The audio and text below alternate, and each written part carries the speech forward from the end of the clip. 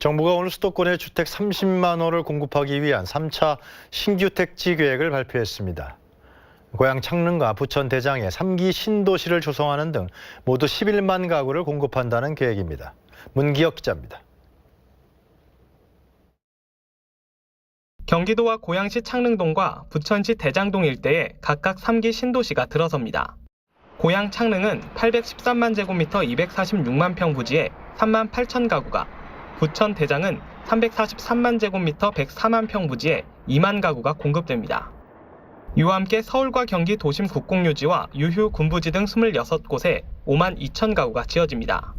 서울은 사당역과 창동역 복합 환승센터 등의 1만 가구가, 경기는 안산 장상과 용인 구성역 등에 4만 2천 가구가 조성됩니다. 정부는 이렇게 신도시 2곳과 중소규모 26곳에 11만 가구를 공급하는 3차 신규 택지 추진 계획을 발표했습니다. 정부는 지난해 1, 2차 발표를 통해서 수도권 30만 호 주택 중 19만 호에 대한 공급 계획을 공개했으며 오늘 3차 공급 계획으로 지방자치단체와 충분한 협의를 거쳐 28곳에 11만 호의 입지를 확정했습니다. 신도시부터 서울까지 30분 내 출퇴근을 목표로 신도시 교통대책도 마련했습니다. 먼저 고양 창릉은 지하철 6호선 세전역부터 고양시청까지 14.5km 길이의 가칭 고양선을 신설합니다. 고양선 신설역은 경의중앙선 화전역과 간선 급행버스, BRT와도 연결됩니다. 국토부는 이를 통해 고양 창릉부터 여의도, 용산까지 25분, 강남까지는 30분 거리의 교통체계가 구축될 것으로 내다봤습니다. 부천 대장에는 지하철 5, 9호선과 공항철도가 닿는 김포공항역과 7호선 부천 종합운동장역 17.3km를 남북으로 잇는 슈퍼 BRT를 설치합니다. 부천 종합운동장역을 거쳐 GTX B노선을 이용하면 서울역까지 30분, 여의도까지는 25분 정도 소요될 거라는 게 국토부의 예측입니다. 정부는 앞서 남양주 왕숙과 하남 교산, 인천 계양 테크노밸리, 과천 과천동지구 등의 3기 신도시를 조성하는 등 19만 가구 공급 계획을 밝힌 바 있습니다. KTV 문기혁입니다. 문재인 대통령과 김정숙 여사가 어버이날을 앞두고 치매 안심센터를 방문했습니다. 많은 국민이 치매 국가 책임제의 혜택을 체감할 수 있도록 노력하겠다고 말했습니다. 정유림 기자입니다. 문재인 대통령 내외가 어르신에게 카네이션을 조심스레 달아드립니다. 카네이션을 가슴에 단 어르신들은 환한 웃음을 보입니다. 문재인 대통령과 김정숙 여사가 어버이날을 앞두고 서울의 한 치매 안심센터를 찾았습니다. 치매 안심센터는 조기 검진부터 사례 관리까지 치매 환자와 가족들을 위한 맞춤형 서비스를 지원하는 곳입니다. 치매 이용자 대상 서비스를 직접 체험해보고 치매 어르신, 가족들과 카네이션도 만들었습니다. 환자 가족들은 문 대통령에게 치매 안심센터의 프로그램을 통해 많이 도움을 받았다고 말했습니다. 문 대통령은 치매 국가 책임제가 시행된 지 2년 차를 맞아 많은 국민이 제도의 혜택을 더 체감할 수 있도록 노력하겠다고 밝혔습니다.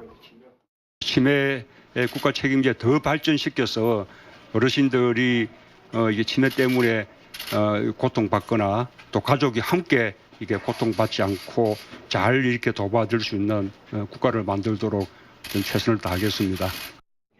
또 지역사회에서 치매로부터 국민을 책임지는 중요한 기관이 바로 치매 안심센터라며 누구나 혜택을 받을 수 있도록 치매 안심센터를 잘 운영해 줄 것도 당부했습니다. 정부는 올해 말까지 전국 모든 보건소에 치매 안심센터 기반 시설을 구축해 정상 운영한다는 계획입니다. KTV 정유림입니다. 치매 국가 책임제는 의료 인프라를 확충하고 건강보험을 통해 치매 환자와 가족의 부담을 낮추는 제도인데요. 이 제도가 시행된 지 2년 차에 접어들었습니다. 그동안 어떤 변화가 있었는지 곽동화 기자가 짚어봤습니다. 지난해 치매 국가 책임제 선언 이후 치매 환자가 받을 수 있는 혜택은 늘었고 부담은 줄었습니다. 우선 시설이 크게 확충돼 지난 3월 기준 전국 256곳에 치매 안심센터가 마련됐습니다. 다녀간 사람은 208만 6천여 명. 이곳에서 치매 어르신들은 상담과 검진을 받고 가족들은 쉼터로 이용합니다. 정부는 올해 안에 공립요양병원 50곳에 치매 전문 병동을 설치하고 치매 전담형 장기 요양시설을 94곳 더 늘릴 계획입니다. 앞으로 치매 전문 병원, 치매 전문 병동, 또 치매 전문 공립요양원 이런 것들을 계속해서 만들어 나갈 예정입니다. 치매 환자를 위한 서비스도 확대됐습니다. 지난해 1월부터 경증 치매 환자도 장기 요양 서비스를 이용할 수 있게 됐고 지난해 8월부터는 장기 요양보험의 본인 부담 경감 대상이 늘어났습니다. 이에 따라 건보료 25% 이하의 본인 부담 비용이 최대 3만 9천 원 줄었고 전액을 부담하던 건보료 순위 25에서 50% 대상자는 기존보다 최대 15만 9천 원을 아낄 수 있습니다. 치매 의료비 본인 부담률이 최대 60%에서 10%로 인하되면서 지난해 약 3만 2천 명이 모두 96억 원을 지원받았습니다.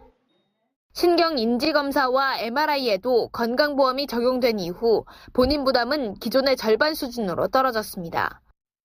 이 밖에 정부는 지난해 3월 치매 환자 실종 예방을 위해 환자 지문 등록을 시작했고 공공 후견 사업을 올해 전국으로 확대했습니다. KTV 곽동아입니다. 오늘 10일이면 문재인 정부가 출범한 지 2년을 맞습니다. 지난 2년을 돌아보고 앞으로 3년의 정책 방향을 모색하는 논의의 장이 마련됐습니다. 이혜진 기자입니다. 국민의 나라, 정의로운 대한민국이라는 비전 아래 출범한 문재인 정부. 가장 두드러진 변화는 세 차례 남북정상회담으로 이어진 한반도 평화의 여정입니다. 문재인 케어로 대표되는 의료비 부담 경감과 취약계층 사회보장 강화, 재난안전체계 구축도 긍정적 평가를 받았습니다.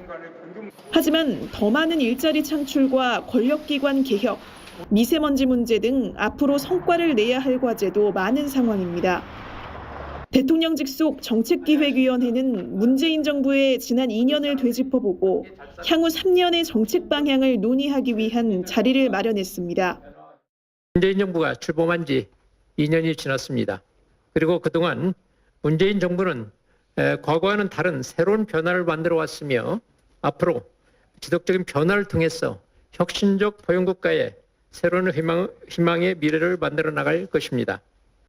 2년의 변화, 3년의 희망을 주제로 열린 이번 토론회에서는 실패에도 다시 일어설 수 있도록 청년에게 더 많은 기회가 주어져야 한다는 목소리가 나왔습니다. 한두 번 실패하더라도 다시 일어설 수 있도록 청년에 대한 지원이 제도적으로 더 많이 마련되면 좋겠습니다.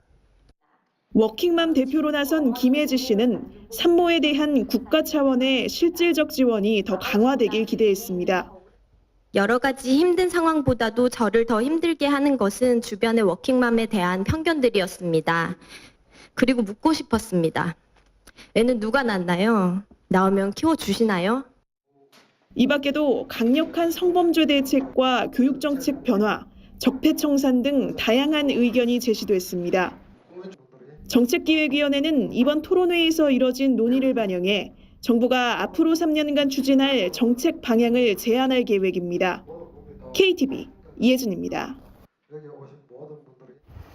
유은혜 사회부총리 겸 교육부 장관이 문재인 정부 3년 차를 맞아 사립학교 혁신을 본격 추진하겠다고 말했습니다. 유 부총리는 2021학년도부터 대학 정원보다 고교 졸업생 수가 4만 명 정도 적다며 대학이 원하든 원하지 않든 구조조정이 불가피하다고 밝혔습니다. 또 대학 혁신 모델로 기업과 연계해 각 지역에 필요한 특화 산업 기술을 개발하고 중고교와 네트워크를 꾸려 인재를 양성해 충원하는 방안을 제시했습니다. 남관표 신임 주일대사는 우리 정부가 한일 관계를 굉장히 중요시한다는데 전혀 흔들림이 없다며 양국 간 지혜를 모아 여러 현안을 해결하는 데 최선을 다하겠다고 밝혔습니다. 남 대사는 일본도 새로운 시대가 열렸고 G20 정상회담과 도쿄올림픽 등 양국 관계를 새롭게 할 좋은 여건들이 조성됐다고 덧붙였습니다. 한편 외교 당국자는 일본 오사카 G20 정상회의를 계기로 한일 정상회담 추진을 진행 중인 것으로 안다고 설명했습니다. 정부가 오늘부터 유류세 인하율을 7%로 축소합니다. 리터당 휘발유는 65원, 경유는 46원 인상됐습니다. 김영민 기자입니다. 오늘부터 리터당 휘발유 가격이 65원, 경유는 46원, LPG 부탄은 6원씩 올랐습니다. 지난해 11월부터 인하됐던 유류세 단계적 환원 조치로 인하율이 7%로 축소된 겁니다. 이달 첫째 주 전국 주유소 평균 휘발유 가격이 1,400원대 후반인 것을 감안하면 이번 조치 이후 1,500원 이상이 될 것으로 보입니다. 이후 오는 9월 유류세 인하가 완전히 종료된 이후에는 현재 가격을 기준으로 휘발유는 리터당 123원, 경유는 87원, LPG 부탄은 30원씩 오를 예정입니다. 정부는 이번 유류세를 환원하면서 매점 매석을 막기 위해 석유 정제업자 등에 대해 휘발유와 경유, LPG 부탄 반출량을 제한하고 위반 시 2년 이하의 징역 또는 5천만 원 이하의 벌금형에 처하고 있다고 밝혔습니다. 또 정당한 사유 없이 판매를 기피하거나 특정 업체에 과다 반출하는 행위 등을 금지하고 있다고 설명했습니다. 정부가 지난해 유류세를 한시적으로 인하한 건 지난 2008년 이후 10년 만입니다. KTV 김용민입니다. 아프리카 돼지열병이 중국과 몽골 등 이웃 국가를 휩쓸며 피해가 속출하고 있는데요. 정부와 여당이 불법 축산물 반입 과태료를 최대 1,000만 원까지 올리기로 하는 등 강력하게 대응하기로 했습니다. 이리나 기자입니다. 지난해 8월 이후 9개월 만에 중국 전역을 휩쓴 아프리카 돼지 열병으로 폐사된 돼지만 100만 마리. 몽골과 베트남에 이어 캄보디아까지 바이러스가 번지면서 아프리카 돼지 열병의 국내 상륙을 막기 위해 정부와 여당이 한자리에 모였습니다. 당정은 먼저 해외 축산 가공품의 불법 반입을 강력하게 통제하기로 했습니다. 해외 여행객들이 축산물을 불법으로 들여오면 1회 위반 과태료를 현재 10만 원에서 500만 원으로 올리고 최대 1,000만 원까지 대폭 늘리기로 했습니다. 이를 위해 가축 전염병 예방법 시행령을 개정해 다음 달 1일부터 시행한다는 계획입니다. 또 국내에 아프리카 돼지 열병이 발병할 경우 즉시 위기경보 최고 수준인 심각 단계를 발령하고 중앙재난안전대책본부를 가동하기로 했습니다. 전체 6,300개 양돈 농가를 대상으로 담당관 2,730명을 지정 운영하고 월 1회 방문, 주 1회 전화 예차를 실시하기로 하였습니다. 만약 발생할 경우에는 피해를 최소화하고 재발되지 않도록 구제역보다 더욱 강화된 대응 체계를 마련하기로 하였습니다. 또 바이러스가 있는 돼지의 부산물이나 이를 가공한 식품이 섞인 잔반을 통해 아프리카 돼지 열병 바이러스가 퍼지는 걸 막기 위해 돼지에게 잔반 사료를 주는 것을 금지하기로 했습니다. 북한과의 국경 인근에서 야생 멧돼지를 통해 바이러스가 넘어오는 경우를 막기 위해 야생 멧돼지의 개체수 조절 관리가 필요하다는 지적도 나왔습니다. 이해찬 민주당 대표는 북한과 관련 정보를 공유해 피해가 커지지 않도록 적극적인 남북 공조가 필요하며 중앙정부와 지자체 간 신속한 대응 체계를 마련해달라고 정부에 당부했습니다.